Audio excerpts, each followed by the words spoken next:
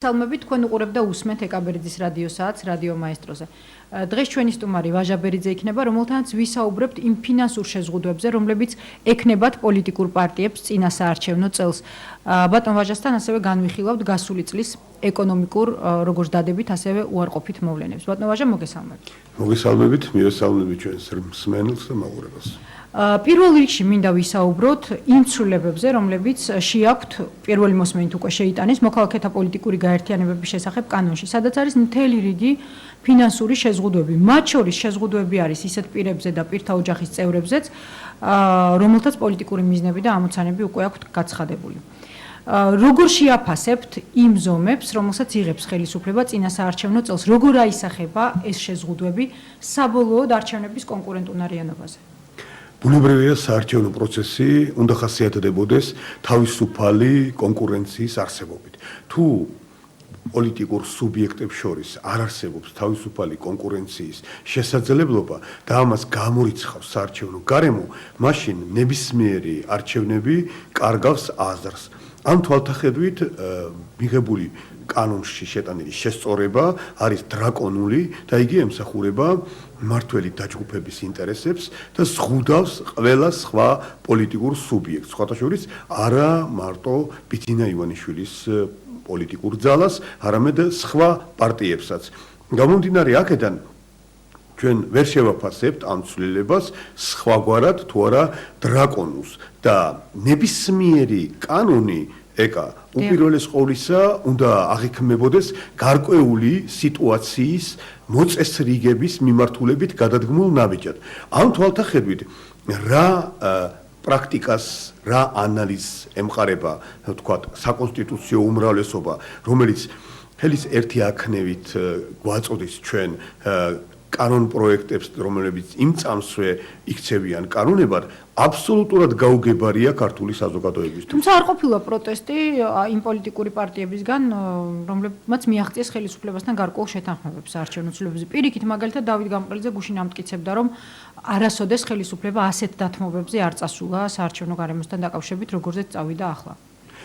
ბატონ დავით გამყრელიძის პოზიცია ჩემთვის აბსოლუტურად გაუგებარია, იმდენად რამდენადაც ეს ძალიან საინტერესო პოლიტიკური ორგანიზაცია ბოლო წლებში და ბოლო პერიოდში ჩემთვის გაუგებარ ტრანსფორმაციას განიცდის.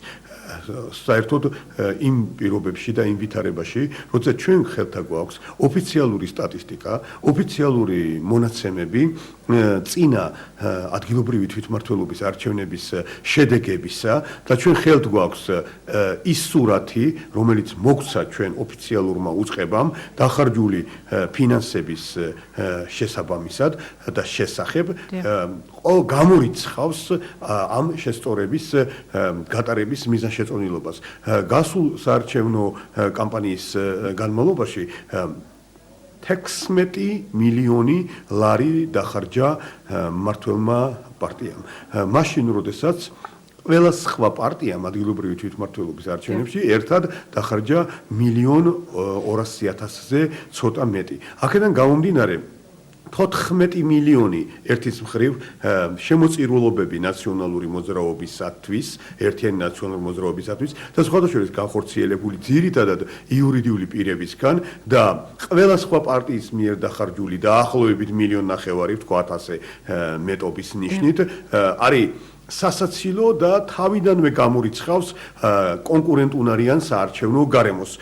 მეორე ადგილზე გასული 693,000-ით, თუ მეხსიერება არ მღალატობს, ქრისტიან დემოკრატები დაახლოებით 10-ჯერ, 12-ჯერ ჩამორჩებოდნენ მმართველ პარტიას მოზიდული ფინანსებისა და სახსრების ოდენობით. ასეთ ვითარებაში რატომ ვუკეტავთ ჩვენ დაფინანსების მიღების ლეგალურ გზას სხვა პარტიებს, თუ ჩვენ გვინდა რომ კონკურენტუნარიან გარემოში მოხვდეთ. აქ არსებობს ერთადერთი, ასე ვთქვათ, დამაფიქრებელი გარემოება, რომ არ უნდა მიიღოს ის დიდი რესურსი, რომელიც გააჩნია, თქვათ, ბიძინა ივანიშვილს პირადად, არ უნდა მოხდეს პოლიტიკურ პროცესში. ეს გარკვეული თვალსაზრისით ლოგიკურია, მაგრამ არ უნდა მოხდეს დრაკონული კანონის მიღების საფუძველზე უკიდურესი შეზღუდვის გზით, რასაც თან ახლავს ყველა სხვა საარსებო წყაროს გადაკვეთის მცდელობა ამ მოძრაობისათვის და ეს კიდევ მიმართულია, რომ ალტერნატიული ძლიერი პოლიტიკური ცენტრი არ ჩამოყალიბდეს. გამომდინარე აქედან ყოველად დაუშვებელია ასეთი კანონის არსებობა და ასეთი შეზღუდვების არსებობა, რადგან მხოლოდ მართველი ერთიანი ნაციონალური მოძრაობა, რომელსაც მე პოლიტიკურ ორგანიზაციას ვერ დავარქმევ, ეს უფრო რაღაც სახელმწიფოებრივი პოლიტიკური წარმონაქმნია, როგორც იყო, თქვა, იმდენ რამდენიც აღრეულია სამთავრობო პარტია და სადიწყება მთავრობა, აბსოლუტურად წაშლილია ეს ზღვარი. მე უფრო მაგონებს ეს საბჭოთა კავშირის კომუნისტური პარტიის სტრუქტურას და პირობებს და ვითარებას, როდესაც არსებობდა ერთი ძალა, სადაც, თქვა, გამგებლები და გუბერნატორები არიან რეგიონული პარტიული ორგანიზაციების ხელმძღვანელები და სადაც შიდაპარტიული დემოკრატია საერთოდ არ არსებობს და ოფისი არის დაკეტილი, როგორც შავარამიშვილმა არაერთგზის დააფიქსირა თავის გადაცემაში. ასეთ პირობებში ბუნებრივია ლაპარაკი პოლიტიკური პროცესის მოწყობაზე, პოლიტიკური პარტიების მეშვეობით არის ზედმეტი და ბუნებრივია ავტორიტარიზმის სერიოზული ნიშნების შემცველია. ჩვენ ვერავინ ვერ დაგვერწმუნებს იმაში, რომ ჩაკეტვით ამ საარსებო წყაროების გადაკეტვით შესაძლებელია კონკურენტული გარემო შექმნა, რასაც მიესწრაფვის სიტყვით ხელისუფლება და რის ვალდებულებასაც მას ღია დაკისრებენ ჩვენი სტრატეგიული პარტნიორების, ამერიკის შეერთებული შტატების ადმინისტრაციის მაღალჩინოსნები და არაერთგზის განუცხადებია ეს იგივე ელჩბას თბილისში. გამომდინარე აქედან აღნიშნული კანონის მიღება არის ვოლუნტარისტული, არის ასე ვთქვათ ზეწოლა პოლიტიკურ პროცესზე, რათა თანაბარძალოვანი სუბიექტი არ გამოვიდეს არენაზე. ამას სხვათა შორის ჩემდა გასაოცრად და განსაცვიფრებლად თავისი დუმილით ან ჩუმით ანხმობით მხარს უჭერენ ჩვენი ოპოზიციური პარტიების წარმომადგენლები. არავისთვის არ არის ეხლა დასამალი, რომ სარბიელზე გააქტიურებული ჩვენი ოპოზიციური პოლიტიკური პარტიები ეპაექრებიან არა ხელისუფლებას, უპირისპირდებიან არა ხელისუფლებას, არამედ ბიძინა ივანიშვილს და პერსპექტივაში ისინი წაიღებენ არა ხელისუფლების ხმებს, არამედ ბიძინა ივანიშვილის პოლიტიკური პარტიის ხმებს. თუმცა კანონი არის კანონი და ის წესით უნდა იყოს თანაბარ მოქმედი როგორც სახელისუფლებო, ასევე არასახელისუფლებო ძალებისთვის. თქვენი აზრით, ანუ რა პრივილეგიები ექნება ხელისუფლებას? ის როგორ შეძლებს ხარჯოს ის ფული, რომლის ხარჯვაც დაუშვათ მასაც კანონით ექნება აკრძალული? თუმცა აქვე ალბათ არ უნდა დავივიწყოთ ის, რომ 2012 წლის ბიუჯეტში სხვა ხარჯები რამდენადაც მახსოვს 16% შეადგენს მთელი ბიუჯეტის. ნუ აქ ბუნებრივია თუ თქვენ კარგად ჩახედავთ წლევანდელ ბიუჯეტს, დაინახავთ, რომ ეს ბიუჯეტი არის არა ვთქვათ კრიზისის დაძლევის პერიოდის ბიუჯეტი, არამედ ეს არის წინა საარჩევნო ბიუჯეტი. ანუ ეს 16%-ია ის წყარო, რომლითაც დაუშვათ ხელისუფლება აპირებს მოუგოს იგივე ივანიშვილს თავისი ფინანსებით? მარტივად რომ ვთქვათ. ბუნებრივია, ეს არის ერთ-ერთი ძირითადი წყარო, სახელმწიფო რესურსის უმნიშვნელოვანესი და ყველაზე ღირებული ნაწილი, როდესაც პუნქტში დასხვა გაწერილი არის ბიუჯეტის ძალიან დიდი და მნიშვნელოვანი ნაწილი, პროცენტულად გაცილებით მეტი, ვიდრე ეს დასაშვებია ცივილიზებული ევროკავშირის წევრი ქვეყნებისთვის და აღმოსავლეთ ევროპის ქვეყნებისთვის, ეგრეთ წოდებული SNG-ს, ანუ დამოუკიდებელ სახელმწიფოთა თანამეგობრობის ქვეყნებისთვისაც კი არის დაუშვებელი ამ დონის და ამ დოზით გრიფით და სხვა წარმოდგენა დასახარჯი, ასე ვთქვათ, რესურსის. ბუნებრივია ეს და აგრეთვე ჯანდაცვისა და სოციალურ პროგრამებზე გაწერილი თანხები ჩაიდება და წარიმართება საზოგადოების ინტერესების დასაკმაყოფილებლად წინასაარჩევნო კამპანიის ნიშნით. ხელისუფლებას აქვს ეს რესურსი, ამ რესურსის იმედზე არის და აქედან გამომდინარე ბუნებრივია, რომ ეს რესურსი მის მიერ იქნება წარმატებით გამოყენებული, მაშინ როდესაც თქვათ ბიძინა ივანიშვილის პარტია და სხვა პოლიტიკური პარტიები ასეთ რესურსს მოკლებული არიან და იმ თანხებსაც კი ვერ მოიზიდავენ, რასაც თქვათ წინა არჩევნებში, არა მარტო 2010 წლის ადგილობრივი თვითმმართველობის არჩევნები მაქვს მიუხედავობაში, არამედ სხვა ადრინდელი არჩევნებიც ახერხებდნენ გარკვეული თანხების შემოკრებას. მაგრამ მე აქ მინდა ერთი ასეთი განცხადება გავაკეთო, ასეთი ვარაუდი გამოთქვა, როგორც თქვათ ამ სფეროს სპეციალისტმა, მე მინდა გამოთქვა ვარაუდი, რომ ფინიშის სწორზე მე გულისხმობ არჩევნებს ერთიანი ნაციონალური მოძრაობა და ბიძინა ივანიშვილის პარტია ერთად ვერ მივლენ. თუ ეს ასე მოხდა, მაშინ აპრიორი შემიძლია ვთქვა, რომ ბიძინა ივანიშვილის პოლიტიკური ძალა გაიმარჯვებს, რადგან არ არსებობს სიტუაცია ხმების ობიექტურად დათulis შემთხვევაში, რომ სხვა პოლიტიკურმა ძალამ, მათ შორის მმართველმა პოლიტიკურმა ძალამ გაიმარჯვოს, რადგან თუმცა ჯერჯერობით გამოკითხვები ასეთ სურათს არაჩვენებს ბატონო. ჯერჯერობით რა თქმა უნდა არაჩვენებს, მაგრამ ჩვენ უნდა გავითვალისწინოთ, რომ ახალ პოლიტიკურ ძალას საარჩევნო კამპანია ფაქტობრივად არ დაუწყია და რეგიონებში ისევ არის შიშის სინდრომი, ინტერვიუერების ასე ვთქვათ, მოპასუხე რესპონდენტები ისევ არიან შიშით და რიდით გამსჭვალულები, ვთქვათ, ინტერვიუერის მიმართ სოციოლოგიური გამოკითხვების ტექნოლოგიას გულისხმობ მე და მათ ყველა მისული გამოკითხვაზე ადამიანი ხელისუფლების წარმომადგენელი გონიათ და შიშის ფაქტორის გათვალისწინებით პასუხობენ არაგულწრფელად. მაგრამ პერსპექტივაში ეს ამ საარჩევნო კამპანიის კვალდაკვალ თუ იგი სწორად წარმართა ბიძინა ივანიშვილმა და მისმა გუნდმა, ბუნებრივია ალტერნატივა არ არსებობს, რომ ეს ძალა თუ სახელმწიფო პარტია და ივანიშვილის ორგანიზაცია ერთად გავლენ ფინიშის სწორზე, აშკარა უპირატესობით დაამარცხებს სახელმწიფო გუნდს, მაგრამ მე მაინც ვფიქრობ, რომ ფინიშის სწორზე ერთ-ერთი ძალა არ იარსებებს. და რას გულისხმობთ, როცა ამას ამბობთ, რომ ფინიშის სწორზე ერთ-ერთი ძალა არ იარსებებს? მე მინდა მაყურებელს ასევე შევახსენო ჩვენი ტელეფონის ნომერი, ეს არის 249 460. თქვენ შეგიძლიათ დარეკოთ და დასვათ შეკითხვა პირდაპირ ეთერში. რას გულისხმობთ ბატონო ვაჟა, როდესაც ამბობთ, რომ არ იარსებებს ერთ-ერთი ძალა ფინიშის? ჩემი ვარაუდით მე ასე ვფიქრობ, რომ ერთიანი ნაციონალური მოძრაობა საარჩევნო სიით მიხეილ სააკაშვილის ხელმძღვანელობით და ბიძინა ივანიშვილის პოლიტიკური პარტია აქ იგულისხმება, რომ პირველი პირი და თქვათ ლოკომოტივი არის ბიძინა ივანიშვილი, საარჩევნო სწორზე ერთად ვერ მივლენ და ერთ-ერთი მათგანი ჩამოშორდება საარჩევნო მარათონს. ძალიან საინტერესოა, ძალიან მაინტერესებს კიდევ უფრო ღრმად როგორ ახსნით ამ თემას, თუმცა მანამდე მოდით მაყურებელს მოვუსმინოთ. კი ბატონო, შემოვიდეთ. ზარი არის პირდაპირ ეთერში. გისმენთ თქვენ ეთერში ხართ? გამარჯობათ. გამარჯობათ. ხალბატონო ეკა ბატონო ვაჟა. მე სანამ დაკითხავს თავსვამზე, მე მინდა ჩემი აზრი გაგიზიაროთ, ხო შეიძლება ერთი? რა თქმა უნდა. მე დავდივარ უბანზე და სიების გაცხრილვას ვაწარმოებთ ასე ვთქვათ. ძალიან ბევრი აღმოვაჩინეთ, რომელიც არ ცხოვრობს და ამავე დროს ხელმოწერებსაც ვაკეთებ. ბიძინა ივანიშვილის მოქალაქეობასთან დაკავშირებით და მინდა გაგიზიაროთ აზრი. აი დაუშვათ პრაქტიკულად გეტყვით. სადარბაზოში, სადაც 18 ბინა არსებობს, ხო? აქედან 10 ოჯახი აუცილებლად არის მომხრე ბიძინა ივანიშვილის. 4 თავს იკავებს. აი 4-დან კიდევ დანარჩენი 4, ხო? უფრო ნაციონალებს ემხრობა და ეს 4, რომელიც თავს იკავებს, ხო, შიშის სინდრომი ატყუებს.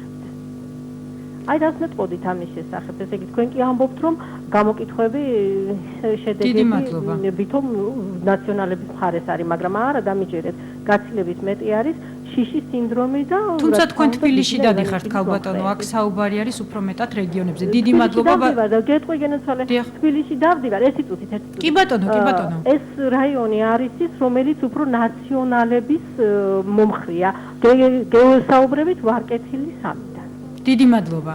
მადლობთ. გისმენთ ბატონო ვაჟა, ადამიანია, რომელსაც პრაქტიკაში თვითონ ნახა რა სურათია. უძინარეს ყოვლისა მინდა თქვა, რომ ქალბატონი არის აბსოლუტურად მართალი, მან წარმოგვიდგინა რეალური სურათი და თბილისში მართლაც არის ასეთი ვითარება. როდესაც მე ვლაპარაკობ გამოკითხვის შედეგებზე, გულისხმობ ძალიან კარგი პროფესიონალის და უწესიერესი პიროვნების იაგო კაჭკაჭიშვილის მიერ ჩატარებული კვლევის შედეგებს, რომელმაც პროფესიული კეთილსინდისიერებით დააფიქსირა არსებული ვითარება. აქ კიდევ ცალკე თბილისი და ცალკე რეგიონები არ იყო ასე დიფერენცირებული, იყო მთლიანი სურათი წარმოდგენილი და თქვათ გარემო სოციოლოგიური კვლევისთვის თბილისსა და რეგიონებში სამწუხაროდ არის სხვადასხვა.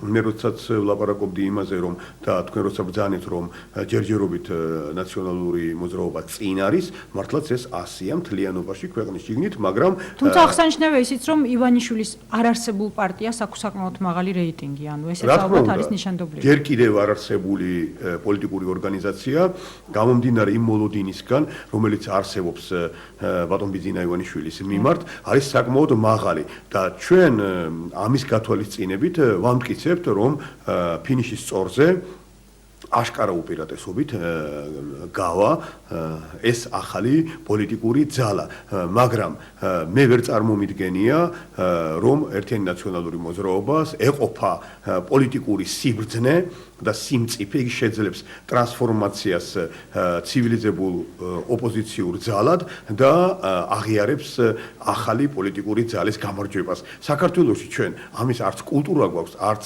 მოლოდინი და ამას ჩვენ ელემენტარულად ვერ შევძლებთ. ამის გამო მე მაქვს ესეთი ღრმარწმენა პიროვნულად, რომ ფინიშის სწორზე ჩვენ მიხილავთ ან ერთ ძალას, ან მეორე ძალას. და კიდევ უფრო ვრცლად ამის შესახებ. კიდევ უფრო ვრცლად ეს როგორ წარმოგიდგენიათ? ეს ანუ რა ხდება, ვიდრე საქმე ეს ასე წარმომიდგენია მარტივად, რომ ან ამ სიის სათავეში როგორც ივარაუდება არ იქნება პრეზიდენტი სააკაშვილი,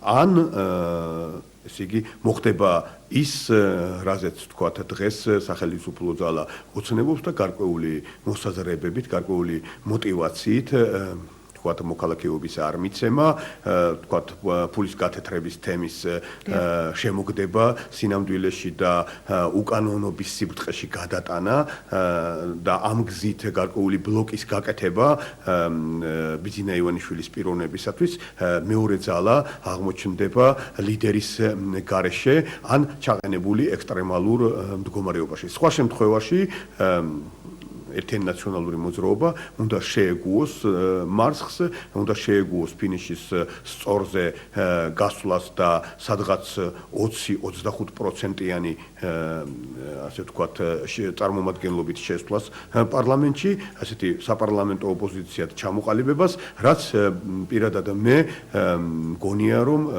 შეუძლებელია საამისოდ ამ ძალას არ ეყოფა არანაირი შინაგანი რესურსი, არანაირი პოლიტიკური რესურსი და რაც თავარია პოლიტიკური სიბრძნე.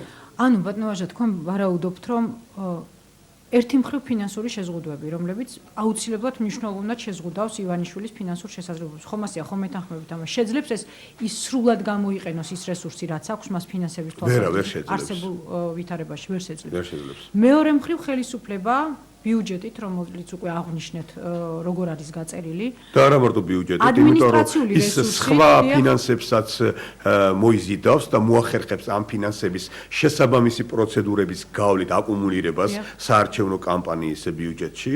ამისთვის მას არანაირი წინააღმდეგობები არ ექნება, რაც არ უნდა კანონი იქნას მიღებული. ეს კანონი ჩვენ კარგად ვიცით, რომ საკონსტიტუციო უმრავლესობის პირობებში ხდება მისი მიღება და არის აბსოლუტურად მორგებული იმ დაჯგუფების, მე ასე ვიტყოდი და არა პოლიტიკური გუნდის ინტერესებზე, რომელიც ამჟამად მართავს ქვეყანას. და არის ასევე ძალიან მნიშვნელოვანი ადმინისტრაციული რესურსი, რომელიც ძალიან სერიოზული რესურსი. ბევრი ასპექტით გამოიხატება და ბევრი ასპექტით თავის გავლენას ახდენს, მნიშვნელოვან გავლენას არჩევნებზე. ანუ აი ასეთ ვითარებაში, ასეთი სურათის დროს რა იქნება გადამწყვეტი თქვენი აზრით? მოდით დავუშვათ, ანუ ნუ მივანიჭებთ მნიშვნელობას ამ შემთხვევაში დავუშვათ ბიძინა ივანიშვილის მოქალაქეობა არ მოქალაქეობის საკითხს, ანუ დავივიწყოთ ეს და დავაყენოთ ასე ვთქვათ სტარტზე ორი სერიოზული პოლიტიკური ძალა, ერთი იმ რესურსებით, რომელზეც ვისაუბრებთ ხელისუფლებას გულისხმობ, მეორეც თავისი ოღონდ რესურსებით, ოღონდ ამ რესურსების გამოყენების იმ შეზღუდვებით, რომელთანაც გვაქვს დღეს. ვის რა შანსი აქვს? თქვენ მაიძულებთ წავიდეს სიღრმეში და ცოტა ასე ვთქვათ მივმართო სხვა სახის რემინესცენციებს, რადგან ასე მარტივად პასუხისგაცემა ამ კითხვაზე შეუძლებელია. რა შემთხვევაში ჩატარდება საქართველოში სამართლიანი არჩევნები?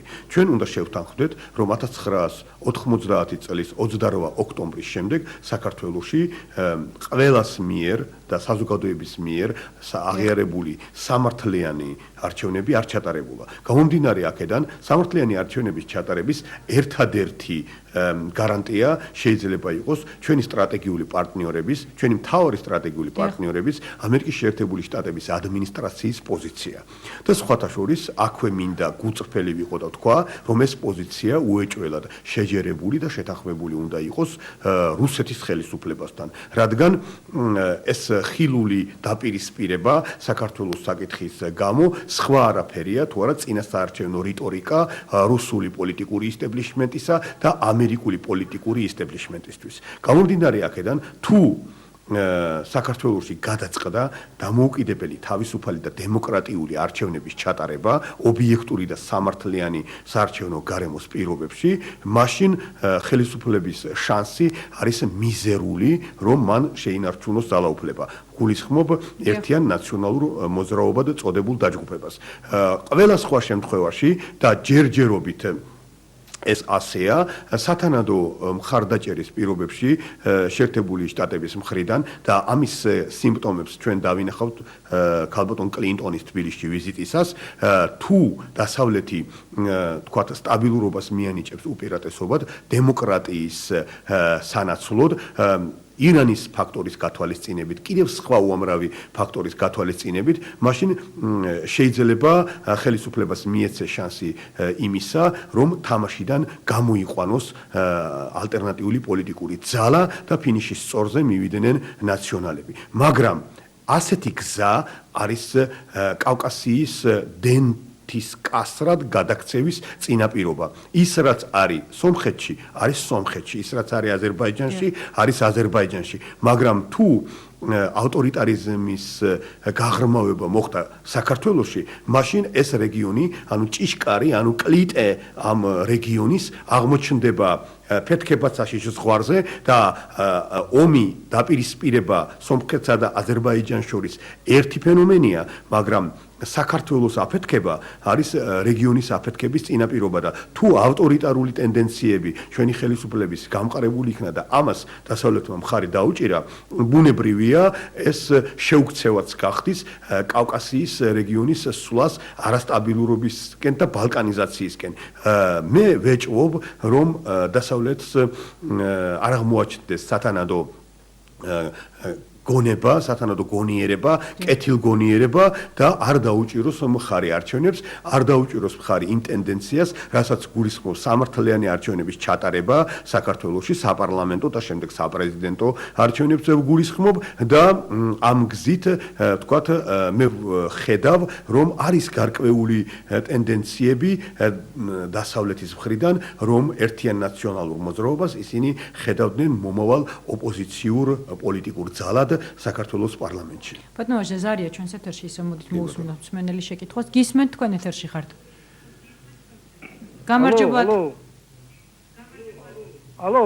დიახ გისმენთ. ეთერში, ალო. ეთერში ხართ? გამარჯობა. გამარჯობა. გამარჯობა. მე მაინტერესებდა თქვენს ერთი მეტად საინტერესო საკითხის გარკვევა. კერძოდ თქვენ თვითონ ბატონო ვაჟა ეს თვითია წამოჭერით საკითხი ერთადერთი სწორი მე ვიტყოდი ასე ნამდვილად დემოკრატიული არჩევნები ჩატარდა 90 წლის 28 ოქტომბერს. მე არ მინდოდა დღეს ამის გახსენება, მაგრამ რადგან თქვენ გაიხსენეთ და დღეს 20 წლის თავია ამ საშინელი დღისა, რაც მაშინ დატრიალდა, მე კი გეტყოდით ერთ რამეს. იმ მარტივი მოსაზრების გამო, რაც თქვენ ახლა დღეს ბრძანეთ და ბევრ რამეში გეთანხმებით, მაგრამ არ გეთანხმებით პრინციპში ერთ რამეში. ბატონი ბიძინა ივანაშვილის გვერდით თავი მოიყარა იმ ძალებმა, რომლებსაც ლომის წილი მიუძღვის ეროვნული, ნამდვილი, დემოკრატიული გზით არჩეული მთავრობის ცისხლში ჩახშობაში. მე უშუალო მონაწილე ვარ რუსთველის პროსპექტის დანგრევაში, იქ ასობით ახალგაზრდის დახოცვაში და ეს ძალა დღეს კვლავ ცდილობს მოვიდეს სათავეში. კითხვა თუ გაქვთ ბატონო ჩემო.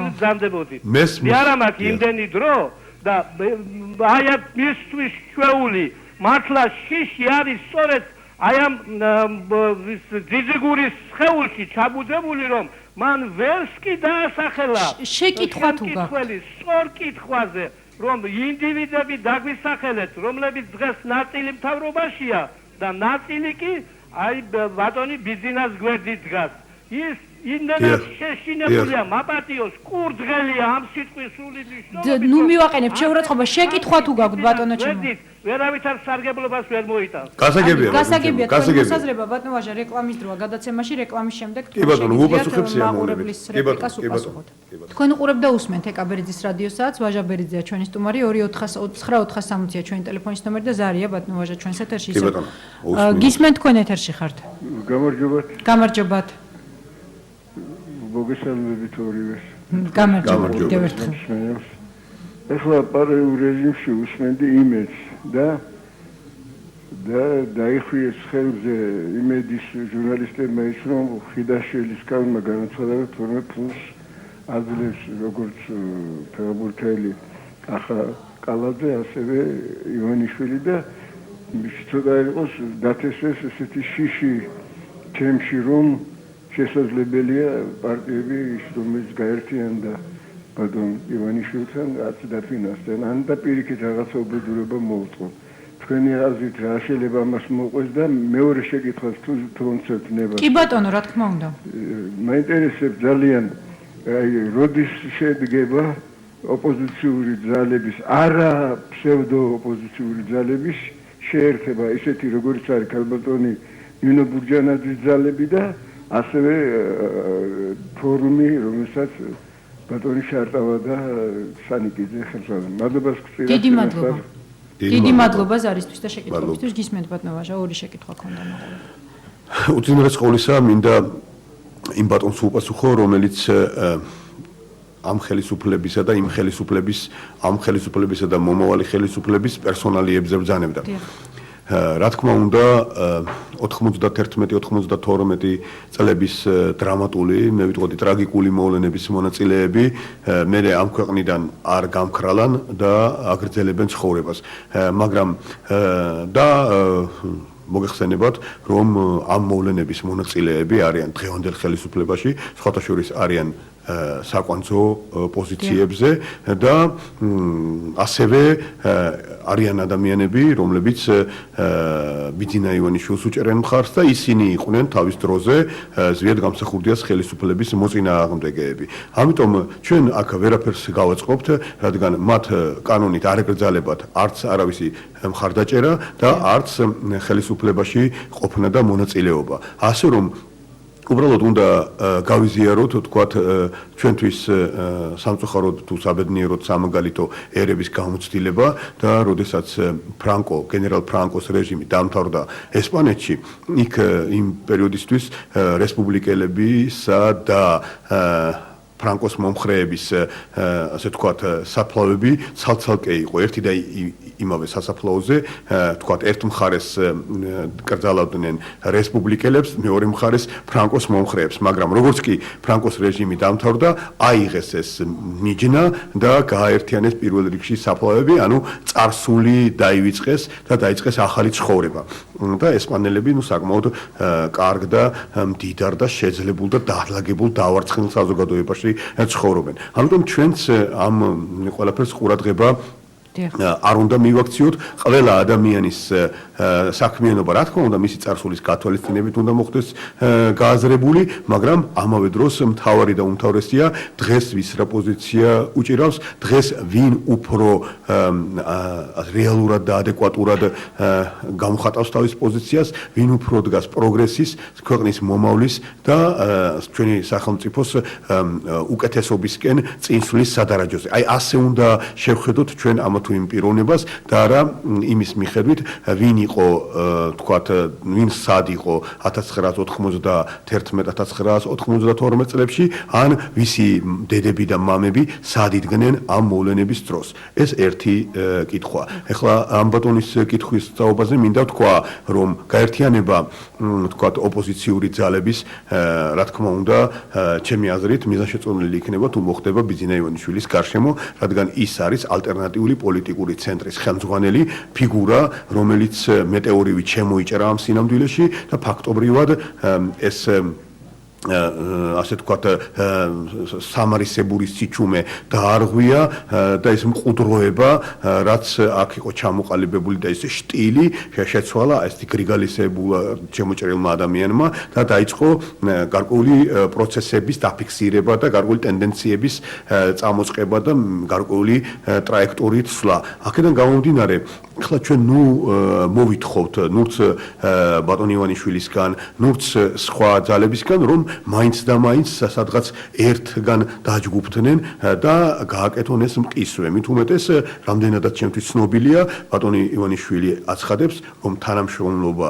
შეიძლება ყველასთან, ვინც არ არის სატელიტი დღევანდელი ხელისუფლების და ამ ხრივაც მან ძალიან კარგი, გაბედული და პრინციპული ნაბიჯი გადადგა, როდესაც საგნებს სახელები დაარქვა და დაასახელა ის პარტიები, რომლებიც თანამშრომლობენ ფარულად, ალიანსი აქვთ ხელისუფლებასთან, რა თქმა უნდა, ისინი ანათემას არ გადაუცია და ამისთვის არავის განსაკუთრებით იმ პარტიების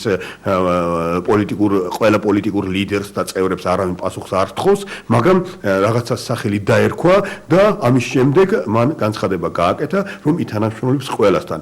ყველაში ბუნებრივია ქალბატონი ბურჯანაძეც იგულისხმება. მან ცალკეც დაასახელა ეროვნული ფორუმის ლიდერებიც დაასახელა და ალიანსი საქართველოს კეთილდღეობის და მომავლის სახელით ჩემი აზრით ყველასთან არის შესაძლებელი და ამ ალიანსს ბატონი ივანიშვილი არ გამორიცხავს. ზარია ისევ ბატონო ვაჟა ჩვენ სიტყვაში. გისმენთ თქვენ ეთერში ხართ. გამარჯობათ, მოგესალმებით. გამარჯობათ. ესეთი შეკითხვა მექნებოდა, შეკითხვა და პოზიციაც ალბათ დავაერთიანებ. მე მინდა ვთქო, აი ვიცი რომ ამერიკის საელჩო და რაღაცები უსმენენ ასეთ გადაცემას და მინდა ვთქო, რომ განწყობები ჯერჯერობით არის ამერიკული და დასავლური და ამ ფასეულობებს ჩვენ ვიზიარებთ სატელეფონში და ამიტომ მხარდაჭერა დღინდა სამაგიერო. თუ ეს კლინტონის ჩამოსვლის, ქალბატონ კლინტონის ჩამოსვლის სწორი მიმართულებები, ანუ რაც ჩვენ ქვეყნის დემოკრატიულ განვითარებას და ასევე ამერიკის ინტერესებს ითვალისწინებს, თუ ეს არ განხორციელდა, ამის ძალიან დიდი შიშიმაც, მაგრამ თან იმედიც აქვს. თუ ეს განხორციელდა, ხომ ჩვენივად იქნება ჩვენი ქვეყანა დალაგებული არის და ამერიკის ინტერესები გათვალისწინებს თუ არა და ჩემი აზრით აქ უკვე აღარ უნდა იყოს ვინ არის პროგრესული, ვინ არის პროამერიკული, აქ უკვე ქვეყნის ინტერესების გათვალისწინებაზე უნდა იყოს დაჯგუფება, უნდა იყოს ჩემი აზრით. ყველა ერთად უნდა დადგეს ალბათ იმათი ესექულია ხელისუფლებასთან პოლიტიკაში ამოკლებით და ესეთი პოზიციით თუ გავავსოთ, თუ მოვიგებთ და კითხვა თუ გაგვთ ბატონო ჩემო. მე მხოლოდ იმედი მაქვს ამერიკის გონიერებით და წარმატებები მინდა გისურვოთ ყველა. დიდი მადლობა. თუ დაამატებთ. ამასთან დაკავშირებით შემიძლია ვთქვა, რომ ვეთანხმები ბატონის გამოსვლას, მის პათოსს, ბევრი რამ არის დამოკიდებული ამერიკის შეერთებული შტატების ადმინისტრაციასა და ევროკავშირის ხელმძღვანელობაზე, იმიტომ რომ მათ შეხვდა ბიძინა ივანიშვილი 2 დღის წინ, ფილიპ დიმიტროვს და ჯონ ბას. ვიცი ეგ ამბავი და უწინარეს ყოვლისა რატომ? იმიტომ რომ ჩვენი იდეალი არის საზოგადოება, რომელიც მოწყობილი იქნება იმავე პრინციპებზე, რა პრინციპებზეც არის აგებული დღეს ევროკავშირში შემავალი ქვეყნები და ამერიკის შეერთებული შტატები. რა თქმა უნდა, ჩვენი ეროვნული ინტერესების გათვალისწინებით და არა თქვათ დეკლარირებული პროდასავლურობა და აღმოსავლური დესპოტია, როგორც თქვათ პრაქტიკულად ხდება მისწრაფება და პრაქტიკულად ხდება ხელისუფლო სისტემის აგება ამ პრინციპებზე, როგორც ეს დავით მაგრაძემ შენიშნა ამას წინათ საკმაოდ მოხდენილად. აქედან გამომდინარე, ბუნებრივია თუ ჩვენ ასე ვთქვათ დაგვიდგება გვერდით დასავლეთი, აქ პოლიტიკური პროცესები როგორც აღნიშნეთ, ისე წავა, რომ საქართველოს ჩამოყალიბდება როგორც აღმოსავლეთისთვის სანიმუშო ქვეყანა საზოგადოებრივი ცხოვრების ორგანიზაციის თვალსაზრისით და თუ ჩვენ მხოლოდ დეკლარირებას მოვახდენთ რაღაც დასავლური პრინციპების, ჩვენ მხოლოდ იმას მივაღწევთ, რომ მოვახდენთ ამ იდეალების პროფანაციას. ზარია ისევ ჩვენს ეთერში, მოდით მოусმინოთ მოყურებელს, გისმენთ თქვენ ეთერში ხართ. გამარჯობათ. უპირველესად ეკას მიმას მინდა დასწოროთ ჩემი პარტიის თემა, ეს უპირველესად. ძალიან დიდი მადლობა. ბატონ ვაჟასთან მაქვს შეკითხვა. კი ბატონო, გისმენთ. ბატონო ვაჟა. დიახ. ეს პასუხი გაუცემელია სულ. რა კრიტერიუმით შეირჩა აი ეს თავისუფლების ინსტიტუტის პირმშოები, რესპუბლიკური პარტია პირველ რიგში.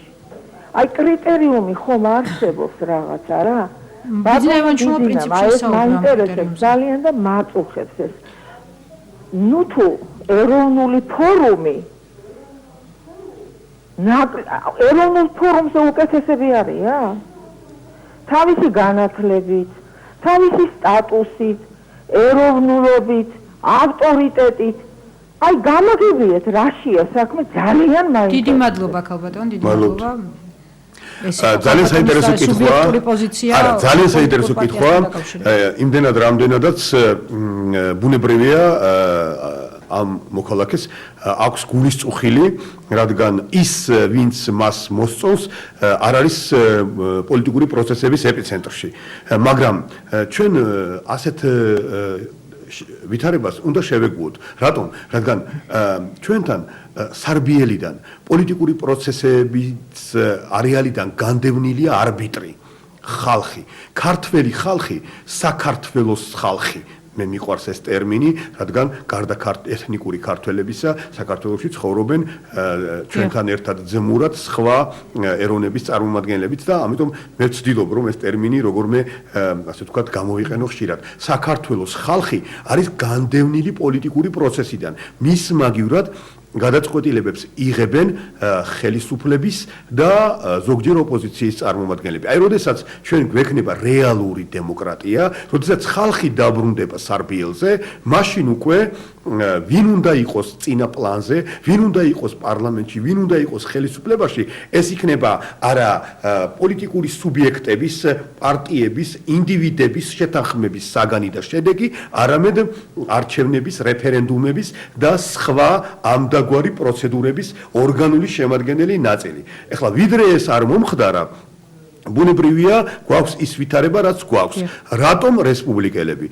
მე მინდა გულწრფელად აღნიშნო, რადგან როდესაც თქვათ ტელეაუდიტორიასთან მაქვს საქმე, სხვა უფლება არ მაქვს, ისე როგორც თქვენ, ძვირფასო ეკა, უნდა ვიყოთ გულწრფელები. რესპუბლიკელები იმიტომ, რომ ბიძინა ივანიშვილი მოღვაწეობდა რუსეთში, თავისი ფინანსური რესურსი მან იქ მოიპოვა, შრომით და კეთილსინდისიერი ბიზნესის კეთებით, დასავლეთისთვის ის რომ იყოს უფრო სანდო, უფრო მისაღები, უფრო ერთგული მოკავშირე იმათი თვალთახედვით, ამისათვის მან უწინარეს ყოვლისა გვერდით დაიყენა ინტელექტუალები, პროდასავლური ორიენტაციის ნაცადი პოლიტიკოსები, რომლებიც ძალიან ბევრნი არიან რესპუბლიკურ პარტიაში. და მე ამაში ვერაფერს არაბუნებრივს ვერ ვხედავ.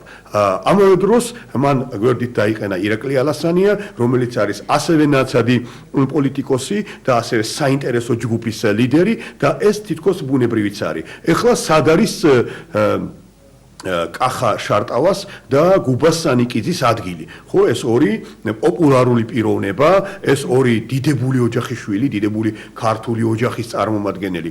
მათი ადგილი იქ არის, რა ადგილსაც მას საზოგადოება მიუჩენს და ჯერჯერობით საზოგადოება ამბობს, რომ მათი ადგილი პოლიტიკურ ელიტაშია. ეხლა კონკრეტულად ბატონ ბიძინა ივანიშვილთან თუ სხვაგან ეს უკვე ხალხის განსასჯელია და მათ აქტიურობაზეა დამოკიდებული. ისევ ზარია ჩვენს ეთერში, მოდით მოვუსმინოთ მორიგ მაყურებელს. გისმენთ თქვენ ეთერში ხართ. გაითიშა ზარი როგორც ჩანს. ბატონო ვაჟა, თქვენ საუბრობთ იმაზე, რომ ხალხი არ არის დღეს გადაწყვეტილების მიმღები პოლიტიკაში. თუმცა ძალიან ბევრი ექსპერტი, ასევე პოლიტიკოსი, იმ პოლიტიკოსთა რიცხვიდან, ვინც არის დღეს ივანიშვილის გარემოში, მიიჩნევს, რომ მთავარი სიტყვა არჩევნებში ექნება სწორედ არა დაუშვათ ფინანსებს, არა საარჩევნო გარემოს, არამედ ხალხის აქტიურობას. ამის მაგალითად ხშირად მოყავთ ადგილობრივი არჩევნები, რომელიც არ გამოირჩეოდა აქტიურობით და სხვათა შორის იგივე ფორუმი იქნება ეს თუ ნინო ბურჯანძე, რომლებიც არ იღებდნენ საერთოდ მონაწილეობას ამ არჩევნებში, მათი ამომრჩეველი პრინციპში იჯდა სახში, ანუ ოპოზიციური ამომრჩევლის დიდი ნაწილი ამ არჩევნებში აქტიური არ იყო. მე მაინტერესებს თქვენ როგორ ფიქრობთ ამ საკითხთან დაკავშირებით, იქნება თუ არა გადამწყვეტი ხალხის აქტიურობა და სხვათა შორის გავიხსენებ ასევე აირაის თუ იაგო კაჭკაჭიშვილის მიერ ჩატარებულ გამოკითხვებს და ამაში ეს ორი გამოკითხვა აბსოლუტურად ემთხვეოდა ერთმანეთს. 75% თუ არ ვცდები, იძახდა იმას, რომ ისინი წავლენ აუცილებლად არჩევნებზე და თავიანთ ხმას მისცემენ ამა თუ იმ პოლიტიკურ პარტიას. როგორ ფიქრობთ, ამ არჩევნებში იქნება თუ არა ძალიან გადამწყვეტი სწორედ მოსახლეობის აქტიურობა? მთავარი, როგორც ერთი სამწუხაროდ დიდი დიქტატორი და გენიალური პიროვნება ამბობდა, არა ის თუ ვინ აძლევს ხმას, არამედ ვინ ითვლის ხმებს. ამ თვალსაჩინოდ თუ შევხედავთ, მე უნდა გავაკეთო ის, რაც არ უნდა გავაკეთო, ანუ პესიმისტური დასკვნა უნდა გავაკეთო, რადგან საარჩევნო კოდექსი და საარჩევნო სისტემა საქართველოში შორს არის არათუ იდეალურისგან, არამედ ნორმალურისგანაც კი. ეს ერთი. მეორე, მიუხედავად ამისა, როგორც 2008 წლის 5 იანვრის საპრეზიდენტო არჩევნებმა ცხადყო, ხალხს მაინც ყოველთვის აქვს გადამწყვეტი როლი, თუნდაც ცუდი საარჩევნო ადმინისტრაციისა და ცუდი საარჩევნო კოდექსის პირობებში. თქვენ გახსოვთ, რომ მაშინდელმა პრეზიდენტობის კანდიდატმა ლევან გაჩეჩილაძემ მოიგო თბილისი, მოიგო დიდი ქალაქები და მხოლოდ ქვემო ქართლისა და ჯავახეთის ხმების, ზოგიერთი რეგიონის ხმების კიდევ მიმატებით შეძლო ხელისუფლებამ არჩევნები გაეყალბებინა. აქედან გამომდინარე, ამ არჩევნებზე ძალიან დიდი მნიშვნელობა აქვს იმას, რომ თითოეული მოქალაქე იყოს მობილიზებული და თითოეულმა მოქალაქემ მისცეს ხმა. შეიძლება დათვლის პროცესში გარკვეული გაყალბებები. თუმცა ხომ არის რაღაც კრიტიკული რაოდენობა? არის გარკვეული კრიტიკული რაოდენობა, რომელიც არის აუცილებელი იმისთვის, რომლის ზევითაც გაყალბება ხდება ძნელი. აქედან გამომდინარე, აუცილებელია, რომ ყველა მოქალაქე მივიდეს საარჩევნო ურნასთან და შემდეგ იწყებს მოქმედებას მექანიზმები, როდესაც ხალხი უეჭველად იგრძნობს რომ გაიმარჯვა, იგრძნობს რომ ვისაც ის მხარს უჭერდა არის გამარჯვებული და არა სხვა კანდიდატი და ამის შემდეგ იწყება ის საკმაოდ რთული, არასასურველი და საზოგადოებრივი თვალსაჩინოდ არახელსაყრელი სიტუაცია, როდესაც ხალხი თავისი ხმების დასაცავად ქუჩაში გამოდის. რასაც მე მიუხედავად იმისა, რომ დღევანდელი ოპოზიციის ყველაზე თვალსაჩინო წარმომადგენელი ბატონი ბიძინა ივანიშვილი ქუჩის აქციების მომხრე არ გახლავთ, რასაც მე არ გამოვრიცხავ მიუხედავად მისი ასეთი პოზიციისა და დამოკიდებულებისა. ბატონო ვაჟა, ისევ ზარია ჩვენს ეთერში, ეს იქნება ბოლო ზარი, რადგან დრო პრაქტიკულად აღარ გრჩება. გისმენთ თქვენ ეთერში ხართ. გამარჯობათ. გამარჯობათ, მოგესალმებით. ძალიან დიდი მადლობა მინდა უთხრა ბატონ ვაჟას, იმიტომ რომ გულწრფელად თქვა ის მიზეზი, რისთვისაც აირჩიეს რესპუბლიკელები. ხა ბატონო, იქნებ შეკითხვა დიდი ბოდიში მოკლედ ჩამოაყალიბოთ. დართქმულა ეთერიდან დღეს ეს. მაგრამ მე მინდა კიდევ ერთი მრჩება, ერთი შეკითხვა. მაინც და მაინც ასეთი ორიენტაცია, გამოკვეთილი ორიენტაცია პროდასავლური ან პრორუსული, ეს არის ან საკუთარ თავს დაარქვეს ასე, ან ხელისუფლებამ დაარქვა ზოგიერთ პრორუსული, ვინც კი მოსკოვში ჩავიდა, ყველა პრორუსულს უწოდებს. აი ეს არ არის მთლად ასე ვთქვათ გამოკვეთილი ასეთი ორიენტაციის პარტიები საქართველოში არ არსებობს, ეს უნდა დავიჯეროთ. ისე როგორც არ არსებობს არც მემარჯვენეები, არც მემარცხენეები, არც ეს ძალიან პირობითი სახელია საერთოდ დღეს კითხვა რაში მდგომარეობს სხვა ქვეყნებშიც.